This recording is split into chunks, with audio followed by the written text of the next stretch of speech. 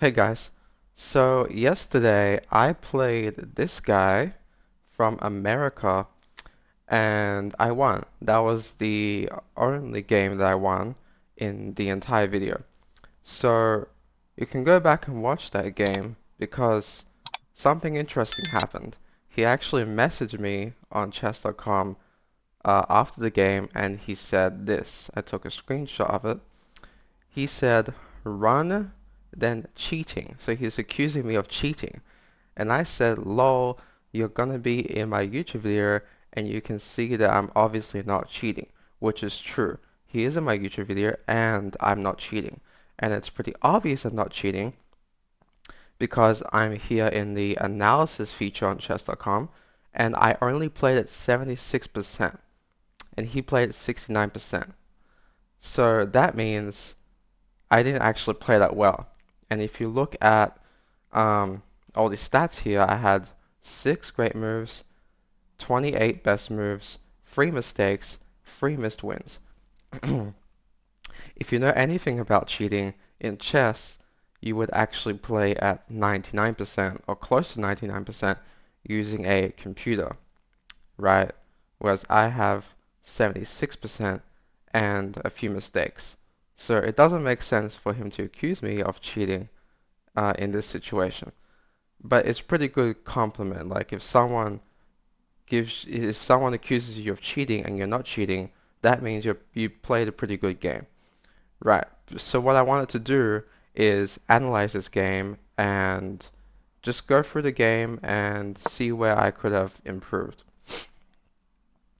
Oh, by the way, I did lose. I ended up losing 1900 earlier today, but I'll get back to it. So I start with e4. He goes d6, which I'm not actually sure what that opening is. Oh, it's a French defense. It says right here. French defense. I have this guy off so that I can analyze it myself. Usually he does commentary, as I can show you. d4 grabs full control of the center and opens up the dark squared bishop. Yeah. Okay, so d4. Pretty standard stuff so far. I'm not going to make comments about every single move. Developing knights. Best move. Excellent. I mean, it's pretty obvious you just develop your pieces, and this probably isn't the best opening I could have done, but it's still the book move apparently, so it's not bad. That's his first mistake. I don't know why. It seems natural, but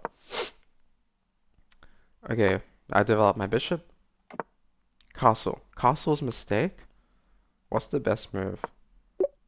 H3 to kick the bishop out. Okay, no problem. So he developed his knight. I kick the bishop out. I just developed my rook, putting it on the E file.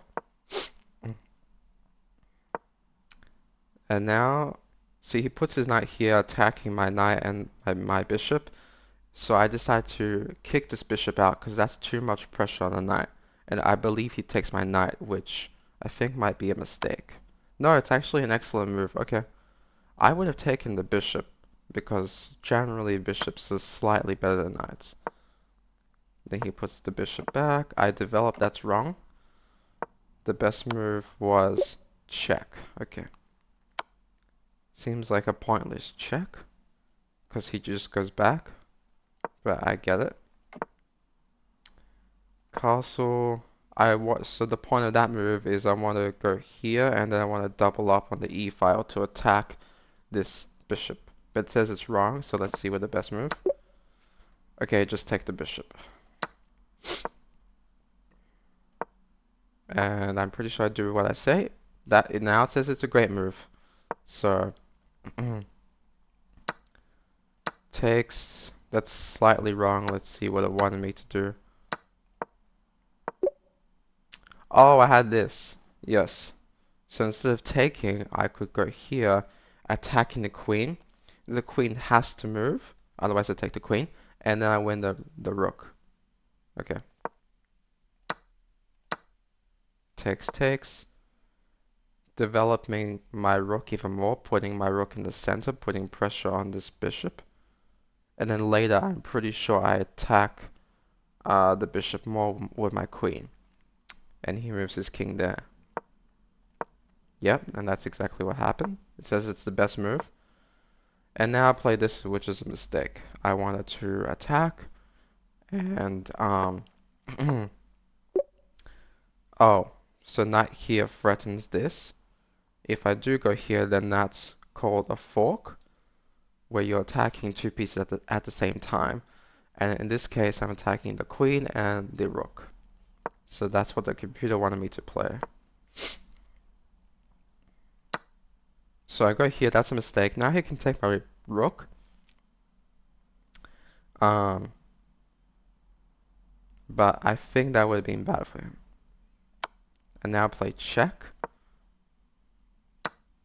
I take the rook, which is a slight mistake, but I noticed that the rook was hanging, so I'm like, let's just trade it. What does it want me to do? Okay, it wants me to, oh, yeah, that would have been a good move. Yeah, rook here attacks the queen. Yeah, and it's obviously defended by the knight. Okay. I take the bishop. Well, now the game is equal. So that was not a good move.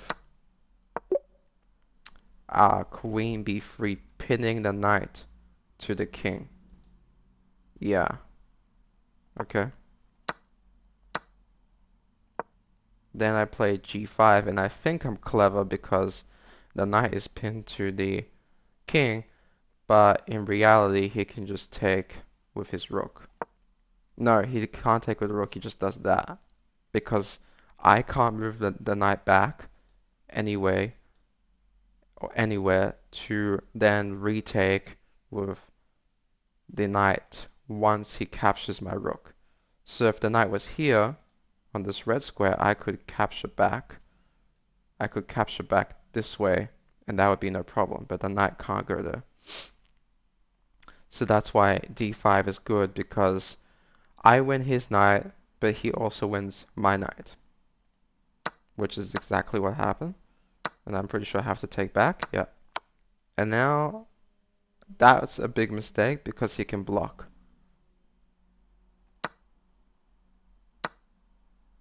No, okay, that's not what I wanted to do. Okay. Yeah, so it's indicating he can block. That's why it's a mistake. Because then once he blocks, the queen is defending the rook, and then I would be completely losing because it would be a queen and a rook versus just one queen and a king, obviously. So that was bad, but luckily he didn't see that, and he just takes the pawn, and now I'm equal. Um, it's equal, but my pawns are slightly better, I want to say. He gives me check, so I move the king. He moves the queen back there, which is a question mark. I wonder what the best move for him would be. Just pawn there because I'm attacking the pawn, obviously. Okay. He moves it back. Check, and we get into this endgame where he does this, which is a mistake. It says it's good, but I think it's a pretty good move. So here, by going here, he's allowing me to the queen to e3, which is giving a check and also attacking the queen at the same time. So he's forced to take my queen. Otherwise, if he just moves a king, I take his queen for free. Right? So if he just moves the king back, I would take the queen. So he has to take, which is what he does. Then I take back, and now we have this pawn endgame. 1, 2, 3, 4, 5 versus 1, 2, 3, 4. So I should be winning. That's why it's plus 1.6 for me. And all I had to do realistically is move the king up here, but instead I got a little bit fancy of useless pawn moves, which is not great. Okay, yeah, I do that, which is, it says it's best because I want to stop his pawns. But yeah, that wasn't good. What was best? Just to defend this pawn. Okay, It seems a little passive to me, and also I only had 17 seconds left, so it's fair enough that I would just try and take his pawns and just try to urgently promote this pawn to the end and make a queen, which is what I do. He probably had better king moves to prevent me from doing this, but he misses it. Which in this case he had 1 minute and 40 seconds. He should have taken his time and had a look at the best possible moves, whereas I only have 10 seconds here, so it's perfectly normal to sort of panic and try and promote as fast as possible. Even though at the time it wasn't the best move, I still managed to promote, and as you can see now I'm completely winning, because all I have to do is promote, and now I make a small mistake by allowing him to take my pawns, but now it's too late because he promotes and he takes, and now I promote the other pawn. So then I didn't play that well, but with only 7 seconds left, you can't really blame me. So for those that don't know how to mate with just a queen, this is how you do it. So you block. The first thing you do is you want to block a particular line, right? This row. Um, yeah. And then the king is forced to go in this direction or down, right? Or it can technically go up now. So then the next thing you want to do is kind of block this line as well, so that he can't go back up, which is what I do even more effectively after he decides to go down. So now he can't go that way and he can't go this way. He can only go this way, right? Yeah, he can go to that square, but he can't go around here where the queen is defending these squares. So then I move,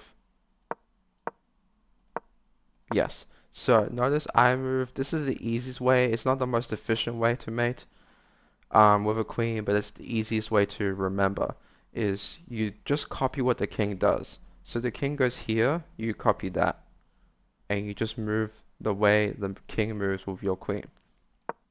So I copy. He goes that way, I go that way. He goes that way, I go that way.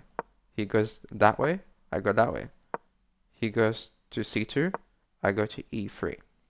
It's just in the same direction. So he goes one move to the left, I go one move to the left. Exactly like that. And then you just keep doing that until the king goes to the corner. Like so. Now you don't move the queen. Instead, you move the king forward until you get here to c3, so that the king still has space to go to a2. In general, the key is that the king still has 2 moves to go, 2 squares to go to. Otherwise, you end up in something called stalemate, which is a draw, where the king can't move, but it's not checkmate. And so what you want to end up with is the king has 1 move to go, and then your final move is your king should be around here, and then your queen should go to b2, and that would be checkmate, which is exactly what happens. See, he can only go to those squares, and then once the king goes to c3, and his final move is right in the corner, and then you give a checkmate by putting a queen here. Because once you put the queen here, that's check. You're checking the king.